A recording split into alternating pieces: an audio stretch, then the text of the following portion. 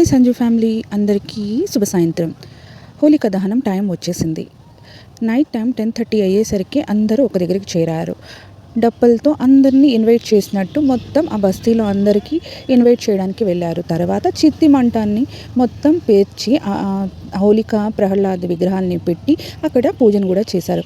Morning చిది పీర్చేటప్పుడు కూడా పూజ చేశారు. తర్వాత మొత్తం చిది పేర్చాక కూడాను కొబ్బరికాయ కొట్టి పూనేలు చల్లి కలర్స్ చల్లి అలాగే ఏవేవో కొన్ని నవధాన్యాలు అలాంటివి కూడా వేసి పూజను చేశారు. తర్వాత చాలామంది హాజరయ్యారు. హోలికాదేవి స్టోరీ మీకు తెలుసా? మా ఇంట్లోనే కొంతమందికి తెలియని వాళ్ళంటూ చాలామంది ఉంటారు కదా, అందుకే ఈ స్టోరీ మీతో నాకు తెలిసిన విధంగా మీతో షేర్ చేసుకుంటాను. అదేంటంటే హోలిక అన్నది ఒక రాక్షసి. హిరణ్యకశిపుడు అనే ఒక రాక్షస రాజు ఉండేవాడు. ఆయన చెల్లెలే ఈమె హోలిక. హిరణ్యకశిపుడికి తను చేసుకున్న పుణ్యమో పాపమో తెలియదు కానీ ప్రహ్లాదుడు అని పుత్రుడు పుట్టాడు. ఆయన విపరీతమైన విష్ణు భక్తుడు. సో ఎప్పుడు హరినామ సంకీర్తనలు చేస్తుండేవాడు.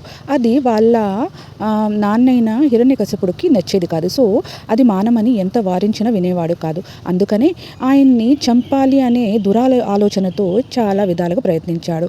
మామూలతో కరిపించడం, సముద్రంలో పడేయడం, ఇలాంటివి చాలా ఎన్నో చేసేవాడు. ఆయన దేవుడు వరప్రసాదం వల్ల పుట్టినవాడు కాబట్టి అవన్నీ వాటిని ఏం చేసేవి కాదు. సో ఆ రాక్షసి చెల్లి అయిన హోలిక వాళ్ళ అన్న దగ్గరికి వెళ్ళి నేను ప్రహ్లాదుని చంపేస్తాను అని చెప్తుంది. అది ఎలా అనంటే ఆమెకు కూడా దేవతల చేత ఒక వరము దొరికి ఉంటుంది. అదేంటంటే అగ్నిలో ఆమె వెళ్ళినా సరే కాలకుండా ఉండే వరాన్ని దేవతలు ప్రసాదించి ఉంటారు.